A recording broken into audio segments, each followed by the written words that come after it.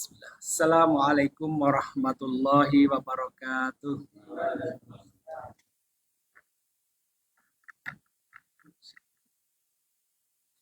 Mari kita buka dengan basmalah.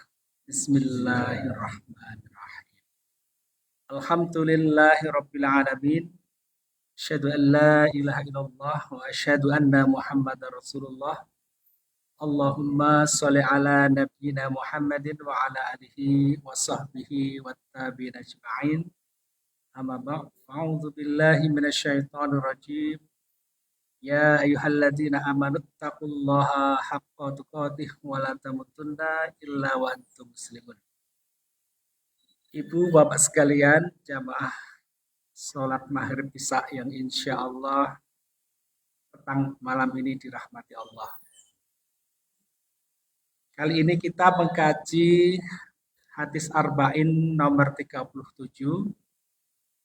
tentang kebaikan dan keburukan, atau tentang keadilan dan karunia Allah.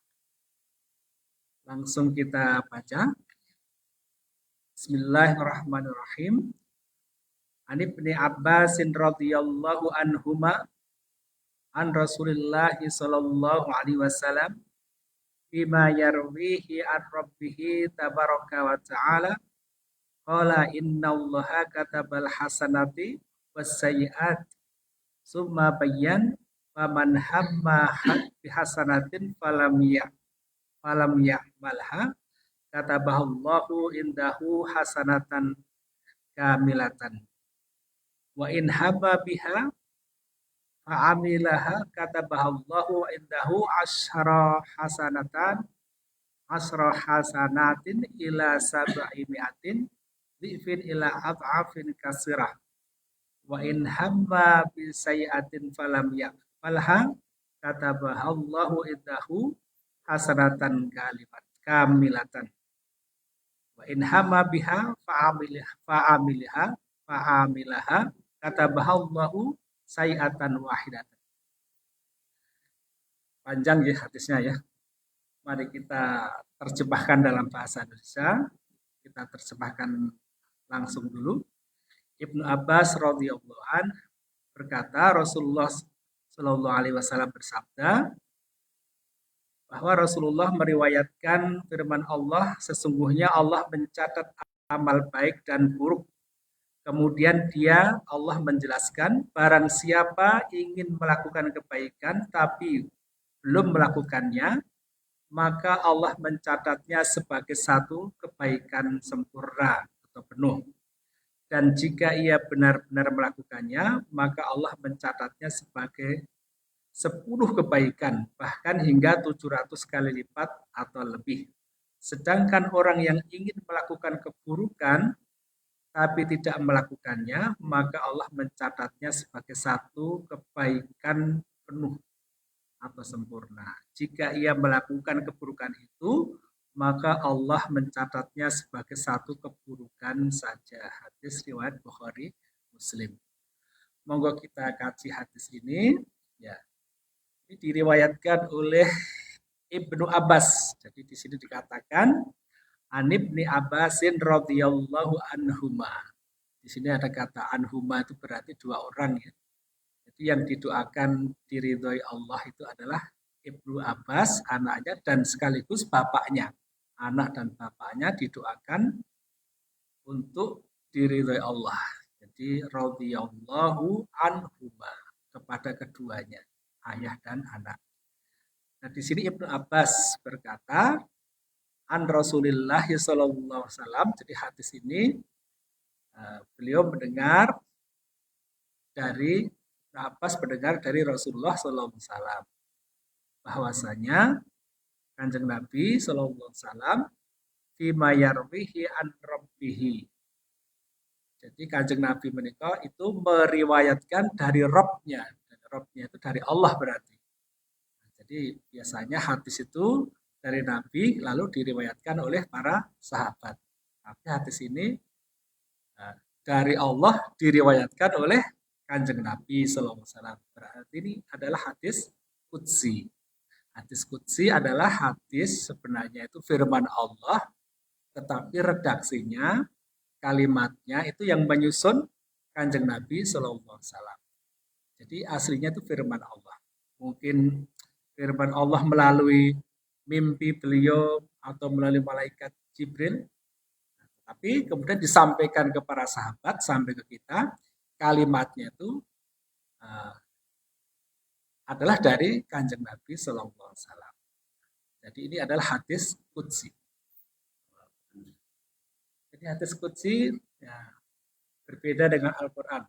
Kalau Al-Quran itu redaksinya dari Allah Subhanahu Wa Taala, persis tidak boleh dirubah. Jadi Allah berfirman kepada Kanjeng Nabi mungkin melalui mimpi, melalui para malaikat.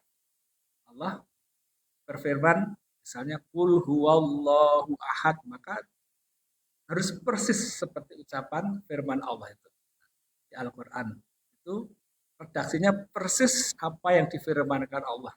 Lalu Kanjeng Nabi menyampaikan redaksinya itu persis. Nah kalau hadis qudsi itu redaksinya dari Nabi. Jadi sekehendak Nabi. Maknanya dari Allah, tapi redaksinya, kalimatnya yang milih itu adalah Nabi. Mungkin disampaikan poin-poinnya saja atau ya sesuai keadaan dan sebagainya, itu Kanjeng Nabi. Maka itu hadis qudsi. Nah, kalau Al-Quran itu kan dari Allah, redaksinya persis tidak ada perubahan sama sekali. Itu bedanya dalam redaksi. Dan dalam periwayatan nanti bedanya, kalau Quran itu diriwayatkan secara mutawatir, Pak. Mutawatir. Kalau hadis qudsi mungkin masih ada yang kurang sikoh dan sebagainya, karena periwayatnya ada orang ini, orang itu dan sebagainya. Kalau hadis qudsi begitu. Nah kalau Al-Quran itu pasti diriwayatkan dengan mutawatir. Dan mungkin suatu saat kita kaji. Sekarang kita ke hadis itu. Ini hadis qudsi, bahwa ini firman Allah, tetapi redaksinya, kalimatnya dari Kanjeng Nabi SAW. Kanjeng Nabi SAW berkata, Innallaha katabal hasanati wassayiat. Sesungguhnya Allah itu mencatat amal baik dan amal buruk.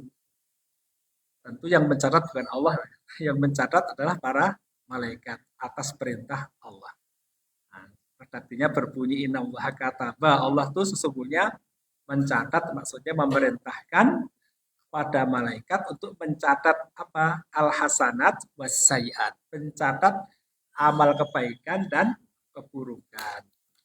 Summa bayyana, lalu Allah menjelaskan tentang kebaikan dan keburukan itu, yaitu begini, faman hamma bihasanatin falam ya'malha, maka barang siapa seseorang yang hamma itu bertekad, punya keinginan, punya niat, punya hasrat. Barang siapa yang punya keinginan atau punya tekad bihasanatin untuk melakukan kebaikan, tetapi falam ya'malha, tapi dia tidak melakukannya. Tidak melakukan itu mungkin ada halangan atau dia membatalkan niatnya itu, niat baik itu. Falam ya'malha, dia tidak melakukan. Katabahallahu indahu hasanatan kamilatan. Maka Allah mencatatnya sebagai satu kebaikan penuh. Hasanatan kamilatan. Satu kebaikan penuh. Satu kebaikan penuh. Jadi kalau kita punya niat baik, kemudian niat baik itu tidak kita laksanakan, tekad kita ingin haji kuat, sudah nabung, tapi nggak dilaksanakan karena berbagai hal, maka itu sudah dicatat sebagai satu kebaikan penuh. Satu kebaikan, dapat pahala. Atau amal apapun yang diniatkan kebaikan tidak dilaksanakan, maka itu dicatat sebagai satu kebaikan penuh. Jadi ada kata indahu hasanatan kamilatan. Indahu itu di sisinya, bagi orang yang berniat itu dicatat sebagai hasanatan kamilatan. Ada kata indahu itu berarti Allah memperhatikan hamba itu. Jadi hamba itu diperhatikan. Maka bagi kamu dapat satu kebaikan. Jadi Allah memperhatikan orang yang punya niat tapi nggak dilaksanakan niat itu. Ya, bagi kamu satu kebaikan. Sudah bagus. Nah, tetapi wa in hamma biha fa'amaliha katabahallahu indahu asara hasanatin. Tetapi jika ham itu, keinginan atau tekad itu, fa'amilaha, dia lakukan, dia wujudkan, dia realisasikan niat itu di dalam bentuk amal. Jadi kerenteknya hati itu dilakoni, dilaksanakan. Maka kata bahallahu indahu asyara hasanatin. Maka dicatat, Allah mencatatnya sebagai 10 kebaikan. Kalau tadi niat nggak dilaksanakan, niat baik nggak dilaksanakan, itu pahalanya satu kebaikan, sempurna. Tetapi kalau niat baik itu dilaksanakan, diwujudkan, maka 10 asyara hasanatin, 10 kebaikan. Ila sab'i mi'ati bi'fin. 10 kebaikan bahkan hingga 700 kali lipat atau lebih. Ila adhafin kasirah atau lebih dari itu. Nah, jadi kalau hanya niat saja, niat baik, nggak dilaksanakan, sudah satu kebaikan sempurna. Jadi kalimatnya itu hasanatan kamilatan, kebaikan yang sempurna. Kalau dilaksanakan niat baik itu dalam bentuk amal, maka menjadi 10 asyara hasanat, 10 kebaikan sampai 700 kali lipat atau lebih dari itu. Jadi pahala itu bisa berubah lebih banyak tergantung Allah, sekehendak Allah, bisa melipat gandakan. Misalnya di dalam nanti kita bahas nanti. Tetapi wa in hamma bi sayiatin, kita lanjutkan hadis ini, wa in hamma bi sayiatin, tapi jika ada orang yang punya ham itu keinginan, hasrat, niat, tekad, itu namanya ham. Bi sayiatin, tekad yang buruk, kemauan yang buruk, falam ya'malha, dan dia tidak mewujudkan niat buruknya itu, enggak diamalkan, maka kata bahallahu indahu hasanatan kamilatan. Maka Allah mencatatnya sebagai, ada indahu lagi, indahu di sisinya. Jadi Allah perhatian terhadap hamba itu hasanatan kamilatan, kebaikan yang sempurna, satu kebaikan penuh. Jadi kalau orang punya niat buruk tapi nggak jadi dilaksanakan, justru dapat pahala satu kebaikan penuh. Niat baik nggak dilaksanakan satu kebaikan, dilaksanakan menjadi 10 atau lebih. Niat jahat, niat buruk nggak dilaksanakan, malah dapat pahala satu kebaikan penuh, hasanatan kamilatan. Waduh, niat jahat itu malah dapat pahala kalau tidak dilaksanakan. Nah, selanjutnya wa in hama biha fa'amilaha katabahallahu sayiatan wahidah.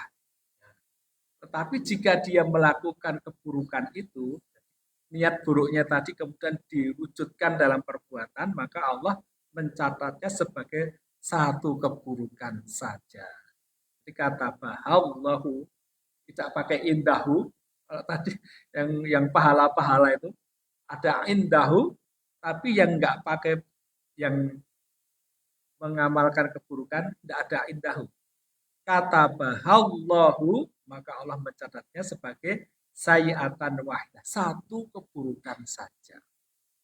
Nah, artinya kalau ada indahu tadi itu Allah perhatian penuh terhadap hambanya itu. kamu tak kasih pahala satu kebaikan, atau kamu saya kasih pahala 10, atau kamu saya kasih pahala 700 kali lipat. Ada indahu sebelum kebaikan, pahala-pahala itu. Tapi kalau untuk keburukan, Allah nggak pakai indahu. Langsung Allah katakan, fa'amilaha kata bahallahu sayiatan wahidah. Maka dia ya sudah satu keburukan, eh, satu keburukan saja. Jadi ini Allah nggak lagi nggak lagi apa ya, memfokuskan ke hambanya itu, dilupakan, seolah-olah dilupakan. Ya sudahlah kamu, ya sudahlah kalau kamu melakukan niat burukmu kamu lakukan, maka ya satu keburukan. Jadi tidak ada penekanan indah di situ.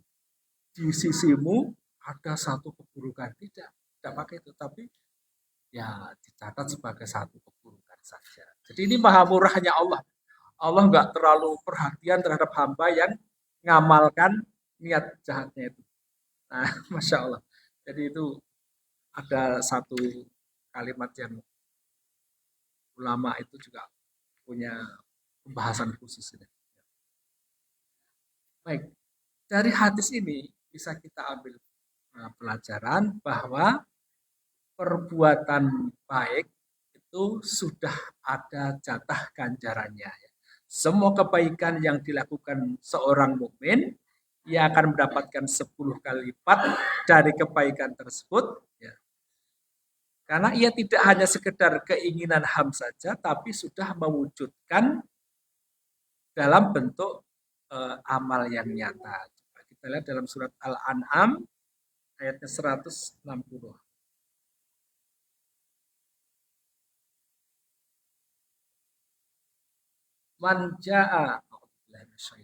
Manja'a bihasanatin falahu asru amsalihah. Barang siapa berbuat kebaikan, mendapat balasan 10 kali lipat amalnya. Wa man ja'a bisayiati fala yujza illa mislaha wa hum la yudlamun. Dan barang siapa yang berbuat kejahatan dibalas seimbang dengan kejahatannya. Mereka sedikit pun tidak dirugikan, tidak dibalik. Surat Al-An'am 160.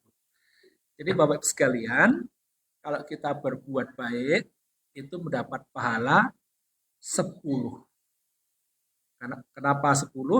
Karena niatnya juga dicatat sebagai kebaikan, kemudian implementasi dari niat, wujud nyata dari niat itu menjadi amal juga dinilai dengan kebaikan, maka menjadi 10. Nah, oleh karena itu seorang muslim disunahkan untuk selalu berniat baik, selalu ingin berbuat baik. Nah, keinginan seperti itu sudah tercatat. Saya ingin, tetapi ingin dalam artian bukan sekedar angan-angan kosong ya. Ini bedanya kalau ini beda ham dengan orang berhayal, beda ya Pak ya. Kalau misalnya saya ingin berhenti merokok misalnya gitu. Tetapi hanya ingin saja tiap hari balbul gitu. Itu namanya berhayal Pak ya. misalnya begitu. Tapi yang namanya ham, saya ingin berhenti merokok, kemudian dia tidak beli rokok, kemudian betul-betul dia mengurangi dari 1 pak menjadi setengah, besoknya menjadi seperempat. Nah itu berarti itu namanya ham, tekad. Saya ingin haji beda dengan saya janjane pengen haji. Berhayal dengan tekad itu beda. Kalau ingin haji, ham keinginan, niat itu berarti sudah ada ikhtiar, nabung, buka rekening dan sebagainya. Kalau sekedar angan-angan ya wala alam itu tergantung dia dengan Allah. Kalau angan-angan itu kuat, ya Allah mudah-mudahan ada rezeki, selalu berdoa. Nah, keinginan itu lalu diwujudkan dengan doa-doa, ya Allah berilah rezeki untuk aku bisa ke tanah suci. Nah, berarti itu sudah ham keinginan. Tapi nggak kelakon hajinya sudah dicatat sebagai satu kebaikan. Nah, saya ingin sekali bersedekah untuk masjid ini gitu. Tapi kok ya rezekinya belum ada. Kalau keinginan itu kuat, maka itu sudah dicatat dengan satu kebaikan. Oleh karena itu, menjaga niat untuk selalu berbuat kebaikan itu, wah, itu kayak nabung pahala. Modal niat saja, sekedar modal niat itu sudah sangat bagus sekali. Ikhtiar nanti ditambah nanti pahalanya. Karena ikhtiar bagian dari amal. Jadi nanti bisa 10 kali lipat atau mungkin lebih dari itu 700. Bahkan di dalam surat apa ini? Surat Al-Baqarah 261.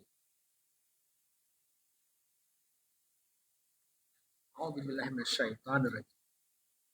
Masalul ladzina yunfiquna amwalahum fi sabilillahi kamasali habatin ambatat sab'a sanabila fi kulli sumbulatin mi'atu habbah. Wallahu yudha'ifu liman yasha. Wallahu wasi'un alim. Perumpamaan orang-orang yang menginfakkan hartanya di jalan Allah seperti sebutir biji yang menumbuhkan 7 tangkai. Satu butir biji menumbuhkan 7 tangkai. Pada setiap tangkai ada 100 biji. Allah melipat gandakan bagi siapa yang dikehendaki.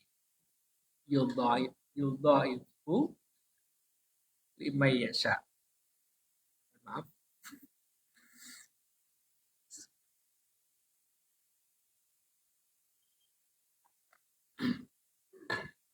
Jadi Allah melipat gandakan kepada siapa yang lima yasa yang dikehendaki.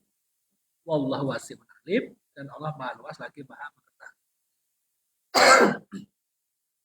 Nah, ada kata wallahu yudha'ifahu lima yasa. Yudha'ifu lima yasa, menghendaki pada memberi kepada siapa yang dia kehendaki. Jadi tergantung hubungan dia dengan Allah.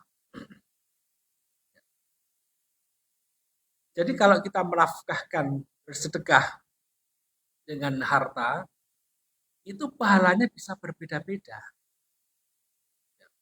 Mungkin dilihat dari kuantitasnya, bisa juga dilihat dari kualitasnya atau kemanfaatannya. Misalnya begini, seorang punya gaji 1 bulan 1 miliar. Dia bersedekah 10 juta. Nah, si A ini si A. Si B, seorang punya gaji 1 bulan 1 juta. Dia sedekah 500 ribu. Pahalanya besar mana, Pak?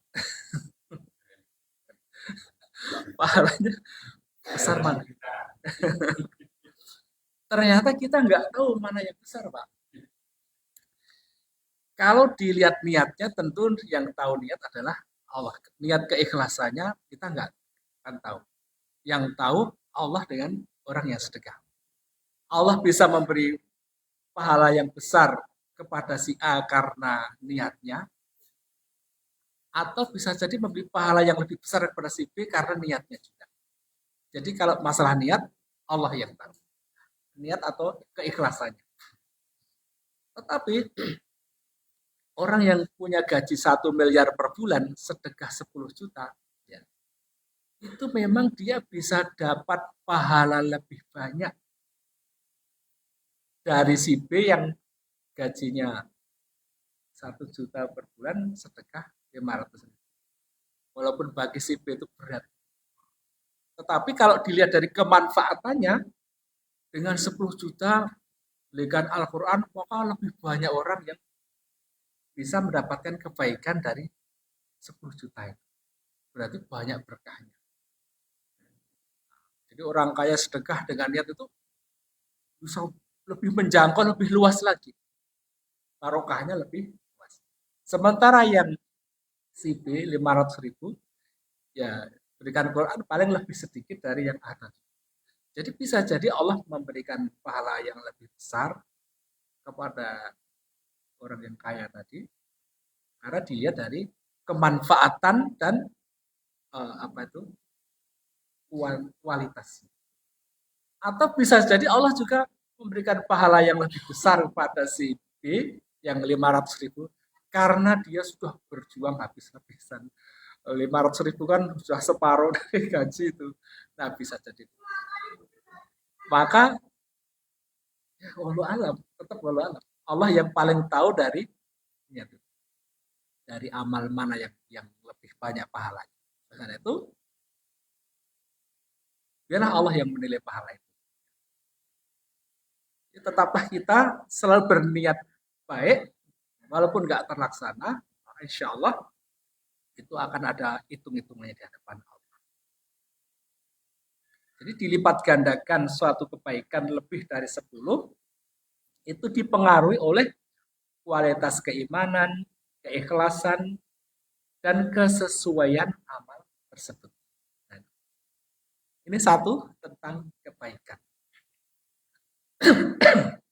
Lalu tentang keburukan, ya, semua perbuatan buruk yang dilakukan manusia, seseorang itu akan ditulis apa adanya. Satu, keburukan. Dan tidak dilipat gandakan oleh Allah. Dalam surat Al-An'am 60 tadi ya. Maka satu kebaikan, barang siapa melakukan perbuatan jahat, maka dia tidak diberi pembalasan, melainkan seimbang dengan kejahatannya. Sedangkan mereka sedikit pun tidak dianiaya. Jadi kalau orang berniat buruk, melakukan perbuatan buruk, itu tidak ada kelipatan dosa. Ini kemurahan Allah. Surat Al-An'am 160. Jadi meskipun demikian bahwa dosa ya pahalanya ya dosanya ya satu keburukan itu, dosanya tidak segitu aja sesuai perbuatannya, tetapi kita diberi warning, diberi peringatan, ada makom-makom tertentu yang itu menjadikan dosa juga berlipat, Pak. Ya, misalnya ini, yang berkaitan dengan waktu. Misalnya bulan-bulan haram, Asyharul Hurum, 4 bulan haram itu apa? Dzulqa'dah, Dzulhijjah, Muharram, Rajab. Itu bulan-bulan suci, bulan-bulan haram. Maka di bulan itu dalam surat At-Taubah 36, nah, terjemahkan saja ya, biar cepat. Sesungguhnya bilangan bulan di sisi Allah adalah 12 bulan.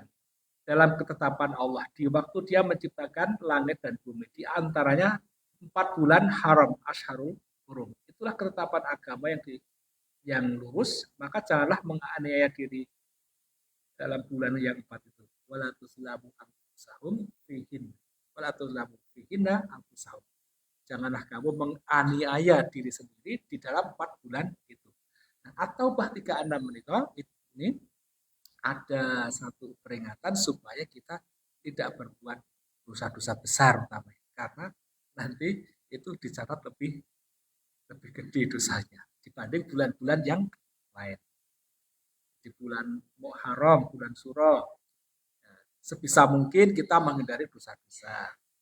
Di bulan Rajab, bulan Sya'ban ya, bulan Dzulqa'dah, Dzulhijjah, Muharram, Sya'ban, nah ini kita hindari dosa-dosa besar.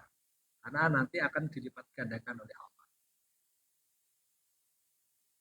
Dalam tafsir ini, Qatadah mengatakan, ketahuilah sesungguhnya kezaliman di bulan haram adalah sebesar-besar kesalahan dan dosa jika dibandingkan dengan waktu yang lain. Ini supaya 4 bulan ini kita menghindari dosa-dosa besar utama. Ini yang berkaitan dengan waktu. Ada juga yang berkaitan dengan tempat. Di tanah suci, kalau orang berbuat dosa, maka dosanya lebih besar daripada di tempat yang lain. Berbuat dosa di masjid tentu beda ya Pak ya. Dengan berbuat dosa di jalanan. Di tanah suci, maka seseorang hendaknya menghindari perbuatan dosa namanya besar, karena itu menciderai tanah suci. Maka di sini banyak sahabat salafus soleh itu takut tinggal di tanah haram. Mereka tidak tinggal di tanah haram Mereka khawatir mengerjakan dosa di tempat suci itu. Seperti Ibnu Abbas, Abdullah bin Amr bin As, Abdul Aziz, Umar bin Abdul Aziz. Seperti Umar berkata, saya melakukan 70 kali kesalahan di luar Mekah, itu lebih baik bagi saya daripada melakukan satu kesalahan di dalam kota suci Mekah. Jadi ini ada tempat yang harus dihindari untuk berbuat dosa. Ada lagi yang berkaitan dengan keburukan itu adalah seseorang yang memiliki tingkat ma'rifah kepada Allah ya. Utamanya istri-istri Nabi. Itu kalau dia melakukan dosa itu akan dilipat gandakan oleh Allah. Dalam surat Al-Ahzab 30 itu. Hai istri-istri Nabi, siapa di antara kalian yang mengerjakan perbuatan keji yang nyata, niscaya siksaan mereka akan dilipat gandakan 2 kali lipat. Jadi kalau istri Nabi kok berbuat dosa, nah itu nanti dosanya jadi berkali lipat. Nah, jadi itu ada peringatan bagi kita yang 4 bulan itu sebisa mungkin Mbak ya, sebisa mungkin itu dihindari perbuatan dosa-dosa besar. Ya dosa yang kecil-kecil saja kan, insya Allah. Nah, kemudian tempat tanah suci. Termasuk juga bagi tokoh-tokoh teladan, itu kalau berbuat dosa tentu mereka mendapatkan kecaman yang lebih berat. Guru ngaji atau pimpinan kalau berbuat kesalahan tentu akan menjadi presiden yang buruk bagi umat atau masyarakat. Oleh karena itu ada sanksi yang lebih besar bagi mereka. Itu logikanya. Nah, hikmah berikutnya dari hadis ini supaya kita selalu berazam melakukan kebaikan, berusaha untuk mewujudkan kebaikan-kebaikan selama yang kita inginkan. Maka itu akan menjadi pahala tersendiri. Dulu ada ini Pak, di kisah di Iran, ada seorang perampok sudah hidupnya jenuh dengan perampokan. Suatu saat dia akan merampok di tengah jalan, ada seorang wanita. Karena wanita, dia tunda merampoknya. Wanitanya kok agak lumayan. Saya kuntit saja kemana rumahnya. Nah, kemudian tahu rumahnya, nah, suatu saat dia akan mendatangi rumah itu. Nah, suatu saat dia ingin mewujudkan keburukannya itu. Tiba-tiba waktu Isya dia ingin berbuat jahat dengan wanita itu, ternyata wanita itu sedang membaca Al-Quran. Tidak salah surat Al-Hadid 16 apa ya. Alam ya'ni lilladzina amanu an takhsha qulubuhum bidzikrillah dan seterusnya. Belumkah datang waktunya bagi orang-orang beriman untuk takut kepada Allah? Nah ini si pencuri ini mendengar ayat itu, oh iya, kenapa saya nggak takut pada Allah? Lalu muncul keinginan untuk berbuat baik. Dengan dibacakan satu ayat itu, dia punya keinginan untuk berbuat baik. Ingin menunjukkan rasa takutnya kepada Allah. Nah, Allah memberi hidayah ketika mendengar ayat itu, langsung berniat untuk berbuat baik. Sampai sang wanita itu menyelesaikan tadarusnya. Tiba-tiba dia terjatuh, ya, sedang mengintip, terjatuh, bludak. Nah, si wanita keluar, siapa?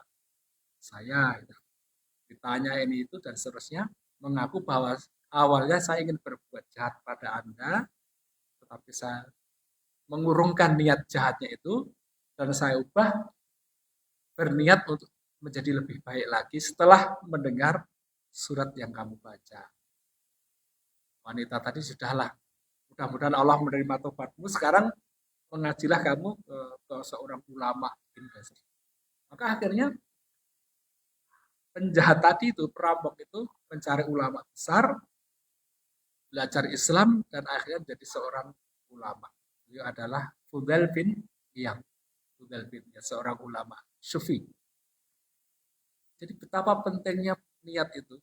Niat sebentar saja, berbuat baik sebentar saja, waktu yang sekejap mendatangkan hidayah yang bisa merubah hidupnya jadi orang yang soleh. Nah, itu pentingnya kita selalu mudah berniat untuk berniat baik. Oleh karena itu juga berhati-hati juga terhadap niat-niat yang buruk, niat berbuat jahat. Walaupun niat jahat itu tidak dianggap sebagai dosa, dosanya nanti setelah dilaksanakan kejahatannya itu pun hanya satu keburukan saja, maka itu harus kita hati. Sebab yang namanya kejahatan itu, kalau rumusnya kan K sama dengan N plus K. Kejahatan itu sama dengan niat ditambah kesempatan.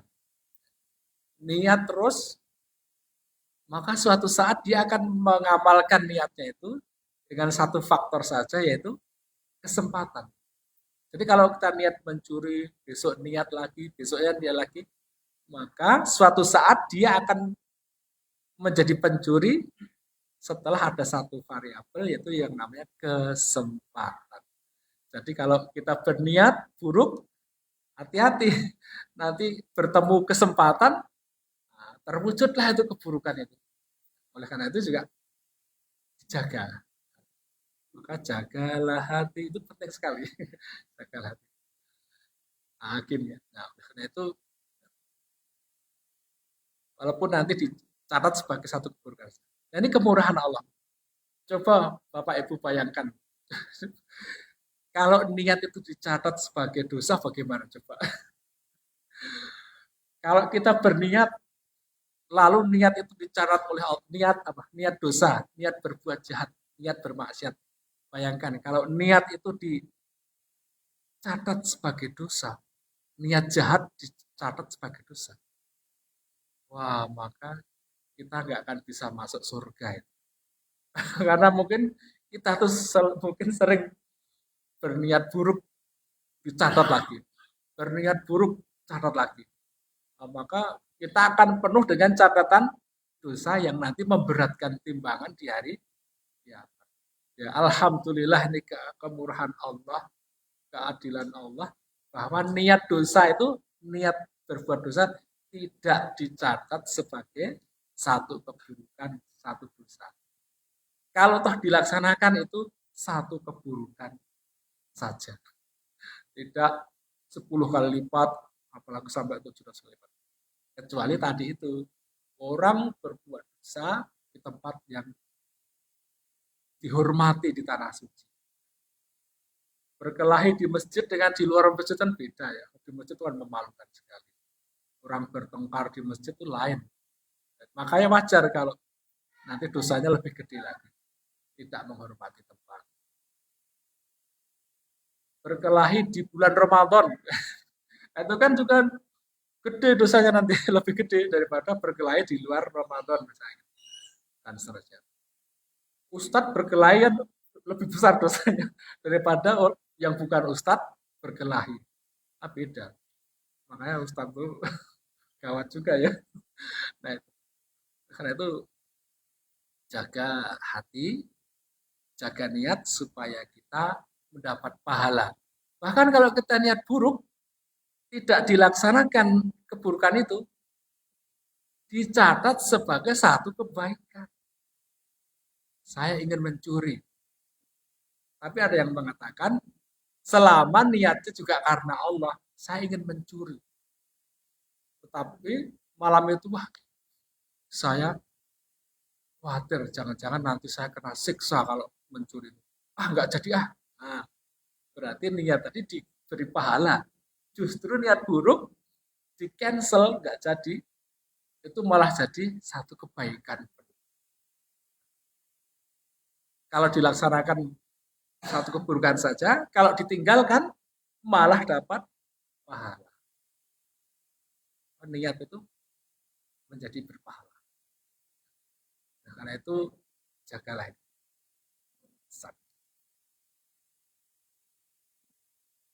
Nah, saya kira itu Bapak sekalian, hadis ini luar biasa. Nah, karena itu mari kita selalu menjaga niat, terutama niat baik, dilumpuhkan niat itu, walaupun enggak terwujud sudah mendapat. Tapi ada catatan juga ya, kalau niat buruk nggak dilaksanakan karena manusia, nanti ya nggak dapat pahala. Saya mau mencuri, lalu nggak jadi mencuri, gengsi, mosok saya mencuri, nggak usah, mencemarkan nama keluarga. Nah, kalau niatnya itu mungkin tidak dapat pahala, tapi dia tidak dapat dosa. Tapi kalau niat meninggalkan mencuri karena saya takut azab Allah, nah malah dapat pahala. Jadi tetap saja itu selalu dikaitkan dengan Allah Subhanahu wa Ta'ala. Demikian, mari kita sholat isya. Hampir jam berapa?